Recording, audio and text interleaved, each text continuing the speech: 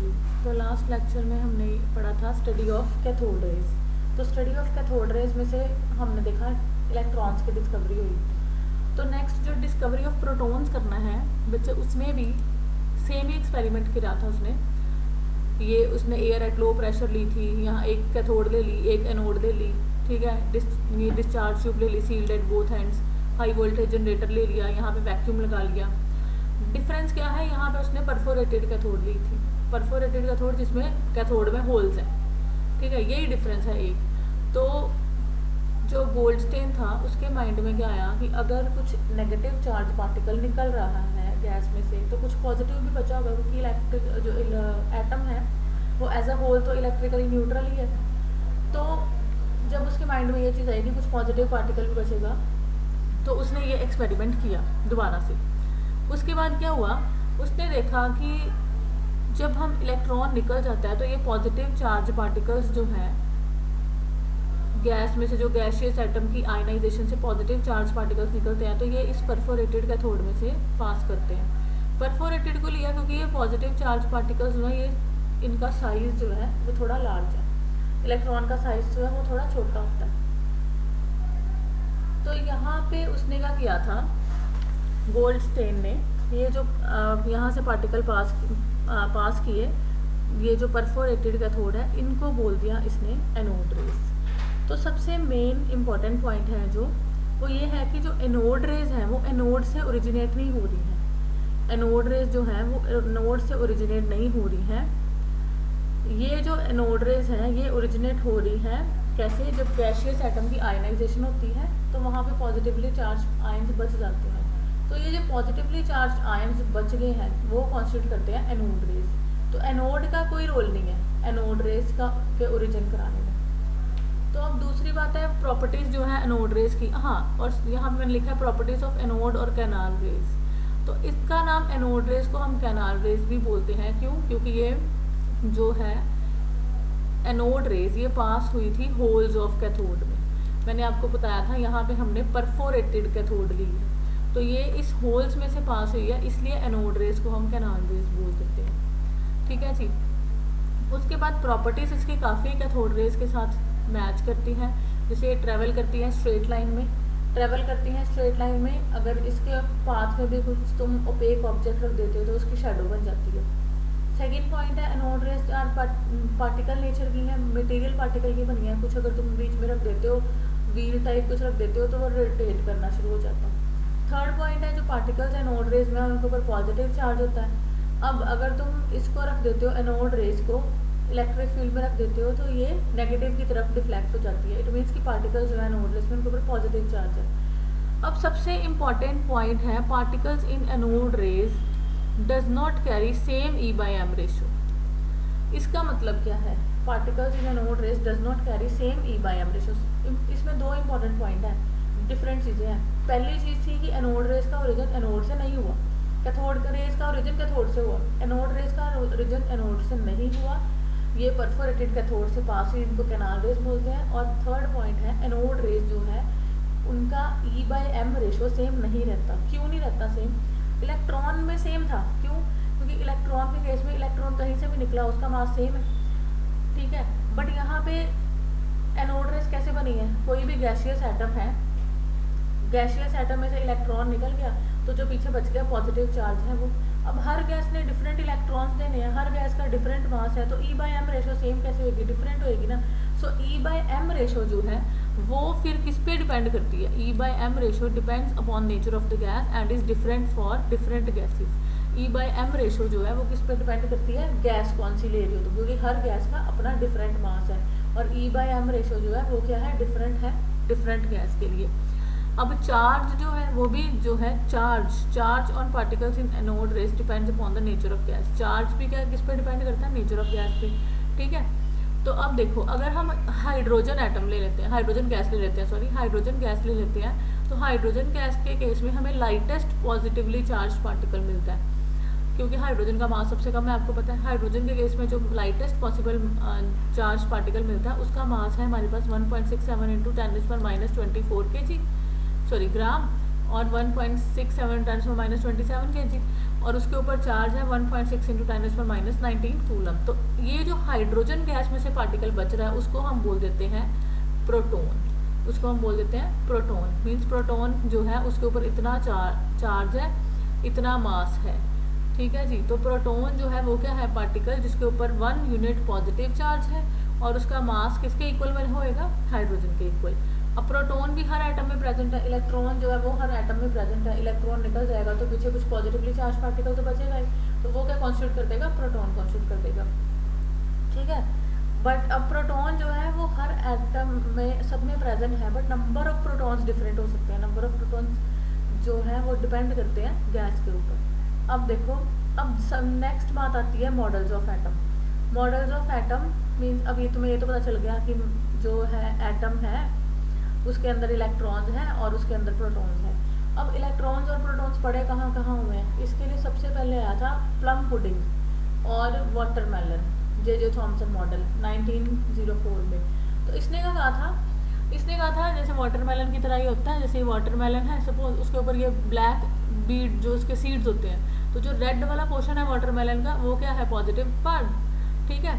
तो जो negative part क्या है, सीड्स इसके। और उसने कहा था कि जो पॉजिटिव पार्ट है और नेगेटिव पार्ट है दोनों आपस में बराबर है, सेम है, इक्वल है, इसलिए जो मॉडल है, ये जो एटम है वो न्यूट्रल होता है। तो यहाँ पे भी इसने ये बोला है कि पॉजिटिव स्फीयर मीन्स रेड वाला पार्ट, ठीक है, विद इलेक्ट्रॉन्स एम्बेडेड जो है, जो सीड्स हैं उसके।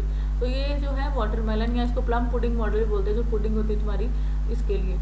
तो इसकी लिमिटेशन क्या थी कि इसने रदरफोर्ड स्कैटरिंग एक्सपेरिमेंट एक्सप्लेन नहीं किया था। रदरफोर्ड स्कैटरिंग एक्सपेरिमेंट क्या है वो हमने नेक्स्ट पढ़ना है कि रदरफोर्ड ने क्या किया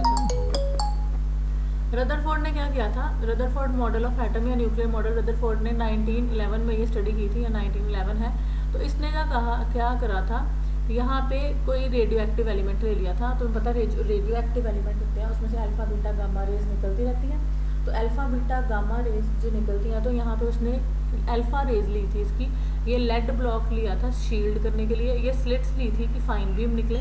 यहाँ पे इसने गोल्ड, कॉपर, प्लैटिनम रखा था। कोई भी एटम, ये गोल्ड फॉयल है, गोल्ड एटम है। तो यहाँ से उसने ऑब्जर्व किया था क्या होता है। तो यहाँ पे देखो, सबसे पहले उसने bombarded fast moving alpha particles on thin sheet of metal like gold, silver, platinum और कॉपर। तो उसने कहा था अल्फा पार्टिकल्स की बम्बार्डमेंट कराई थी, किसके ऊपर, गोल्ड के ऊपर, ठीक है, सिल्वर के ऊपर, प्लैटिनम के ऊपर, कॉपर के ऊपर। तो आपको ये फर्स्ट पॉइंट में दिख रहा है कि उसने मेटल्स जो लिए थे, गोल्ड लिया, सिल्वर लिया, प्लैटिनम लिया, कॉपर लिया, उसने लिथियम नहीं लिया, उसने सोडियम नहीं लिया। क्यों नहीं लिया, ये क्वेश्चन है, ये एनसीईआरटी क्वेश्चन है। क्योंकि उसने हैवी मेटल्स ही क्यों लिए, गोल्ड लिए, सिल्वर लिए, प्लैटिनम लिए, कॉपर लिए, ये हम लास्ट में डिस्कस करते हैं क्यों लिए, कुछ आप भी सोचो। अब उसने अल्फा पार्टिकल्स जो रेडियो एक्टिव सब्सटेंस है वो ब्लॉक ऑफ लेड में रख दिया और उसमें से उसने ये अल्फा पार्टिकल्स की बम्बार्डमेंट करा दी। ठीक है। अब प्रेजेंस ऑफ अल्फा पार्टिकल्स कैसे डिटेक्ट किए उसने, क्योंकि लाइट स्पॉट्स बनते हैं, जिंक सल्फाइड स्क्रीन जो उसने लगाई है जब इसमें स्ट्राइक करते हैं। तो उसने क्या देखा कि सारे अल्फा पार्टिकल्स हैं, मोस्ट अल्फा पार्टिकल्स जो है विदाउट एनी डिफ्लेक्शन पास करके हैं। 99% अल्फा पार्टिकल्स पास करके हैं। तो मतलब कि इसमें से पास कर गए हैं, मतलब इसमें एम्प्टी स्पेस है, एटम के अंदर एम्प्टी स्पेस है जिसमें से पास करनी है। अब उसने कहा most of the alpha particles pass through foil without deflection, few alpha particles were deflected at small angles. मतलब कुछ अल्फा पार्टिकल यहाँ पे गया, डिफ्लेक्ट हो गया, स्मॉल एंगल्स पे डिफ्लेक्ट हो गया, और बहुत फ्यू, वेरी फ्यू, 1 in 20,000 मतलब वो लार्ज एंगल पे डिफ्लेक्ट किया। ठीक है, मोर देन 90 डिग्री। तो यहाँ पे ये देखो, यहाँ पे ये अल्फा पार्टिकल्स की बम्बार्डमेंट है, यहाँ पे अल्फा पार्टिकल्स ये पास कर रहे हैं और ये कुछ हैं ये डिफ्लेक्ट कर रहे हैं स्मॉल एंगल से, कुछ डिफ्लेक्ट कर रहे हैं लार्ज एंगल से। तो क्या इन्फ्लुएंस निकाला उसने कि मोस्ट अल्फा पार्टिकल्स पास करके फॉयल में से without any deflection. So most जो ज़्यादातर स्पेस है एटम का वो क्या है, खाली है, एम्प्टी है। अब अल्फा पार्टिकल्स क्या होते हैं बच्चे, सबसे पहले आपको बताना चाहिए अल्फा पार्टिकल्स होते हैं। अल्फा पार्टिकल्स होता है डबली चार्ज हीलियम के ऊपर 2 पॉजिटिव चार्ज, वो अल्फा पार्टिकल्स कॉन्स्टिट्यूट करते हैं, ये आपको पता होना चाहिए। तो अब देखो, ये जो अल्फा पार्टिकल है उसके ऊपर क्या है, डबली चार्ज हीलियम एटम है, तो इसके ऊपर 2 पॉजिटिव हीलियम है। तो डिफ्लेक्ट कब करेगा ये, जब कोई पॉजिटिव चार्ज से टकराएगा। मतलब कि जो अल्फा पार्टिकल्स है वो डिफ्लेक्ट कब करेगा, जब ये पॉजिटिव चार्ज है अंदर उसके साथ टकराएगा तो वापस आएगा ना। तो few alpha particles were deflected at small angles and alpha particles is positively charged, so there must be some small positive region in the atom। उसने कहा कि alpha particles positively charged particles deflect कर रहे हैं, इसका मतलब कि कुछ पॉजिटिव रीजन प्रेजेंट है, कुछ पॉजिटिव कोई डिफ्लेक्ट करा पाएगा। ठीक है। अब alpha particles are heavy in order to deflect alpha particles back the positive charge region is heavy.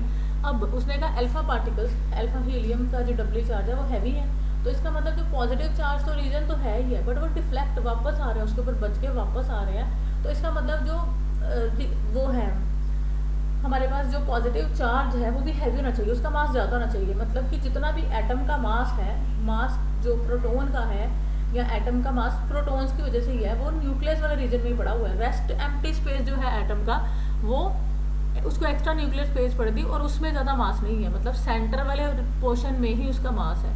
Electron जो है वो एक्स्ट्रा न्यूक्लियर स्पेस में है और वो रिवॉल्व कर रहे हैं, तो और जो पॉजिटिव चार्ज है वो प्रोटॉन्स की वजह से है। और एटम न्यूट्रल क्यों है? आपको पता है इलेक्ट्रॉन्स और प्रोटॉन्स जो है वो दोनों बराबर है। तो रदरफोर्ड स्कैटरिंग एक्सपेरिमेंट से हमें क्या पता चल गया कि रदरफोर्ड स्कैटरिंग एक्सपेरिमेंट से पता चल गया कि एक तो एक्स्ट्रा न्यूक्लियर पार्ट है और एक न्यूक्लियस पार्ट है, मतलब दो पार्ट हैं एटम के। न्यूक्लियस पार्ट जो है उसमें उसने कहा कि प्रोटॉन्स हो सकते हैं, क्योंकि उसमें ही पॉजिटिव चार्ज ज़्यादा है, क्योंकि वहाँ पे बच के वापस आ रहे थे अल्फा पार्टिकल्स। और एक्स्ट्रा न्यूक्लियर पार्ट्स में से जो है वो सीधा डायरेक्ट निकले जा रहे थे विदाउट एनी प्रॉब्लम। तो मतलब कि जो एक्स्ट्रा न्यूक्लियर पार्ट है वहाँ पे कुछ हैवी चीज़ नहीं पड़ी हुई। तो उसने कहा एक न्यूक्लियस है, एक एक्स्ट्रा न्यूक्लियर पार्ट है। न्यूक्लियस वाले पोर्शन में जो है उसमें ज़्यादातर मास पड़ा हुआ है। एक्स्ट्रा न्यूक्लियर पार्ट में इलेक्ट्रॉन्स रिवॉल्व कर रहे हो, क्योंकि उसका मास नेग्लिजिबल है, हम पढ़ चुके हैं। तो ये उसने दो कंक्लूजन्स दे दिए थे कि पॉजिटिव चार्ज। अब एटम जो है एटम, अब उसने बोल दिया कि इलेक्ट्रॉन्स जो है बाहर है, न्यूट्रॉन्स जो है प्रोटॉन्स जो है अंदर है। इलेक्ट्रॉन्स के ऊपर नेगेटिव चार्ज है, प्रोटॉन्स के ऊपर पॉजिटिव चार्ज है। पॉजिटिव नेगेटिव चार्ज को अट्रैक्ट करके बीच में गिर जाना चाहिए, पर ऐसा होता नहीं है। इलेक्ट्रॉन्स तो बाहर रिवॉल्व करते रहते। क्यों? क्योंकि जो एटम है वो स्टेबल है due to centrifugal force. Centrifugal force जो है वो बैलेंस कर दिया force of attraction between electron and proton, thus preventing electron from falling into nucleus and atom does not collapse. मतलब सेंट्रीफ्यूगल फोर्स जो है वो फोर्स ऑफ अट्रैक्शन जो है इलेक्ट्रॉन और प्रोटॉन को वो बैलेंस कर दिया है। आपने कभी छोटे होते लट्टू घुमाया होगा या फिर कभी कुछ बांध के धागे के साथ घुमा के देखना, अगर नहीं घुमाया तो कोई भी हैवी चीज़ धागे के साथ बांध के उसको घुमा के देखना ऐसे करके अपने हाथ से, तो तुम देखोगे वो अंदर नहीं गिरेगी, क्योंकि वो एक बैलेंसिंग फोर्स बन रही है सेंट्रीफ्यूगल फोर्स। तो वो किनारों पे घूमेगी, जब बच्चे छोटे बच्चे करते हैं ऐसे घुमाते हैं उसको, तो वो सेंट्रीफ्यूगल फोर्स है, जो कि इसी सेंट्रीफ्यूगल फोर्स की वजह से इलेक्ट्रॉन जो है वो प्रोटॉन्स में मतलब अंदर नहीं गिरते। तो ये हमने दो मॉडल्स पढ़े, J Thomson model watermelon model था जो, और दूसरा रदरफोर्ड स्कैटरिंग एक्सपेरिमेंट। तो ये दोनों मॉडल जो है इन्होंने एक्सप्लेन किया था कि एटम की स्ट्रक्चर कौन सी है। अब नेक्स्ट हम पढ़ेंगे आगे।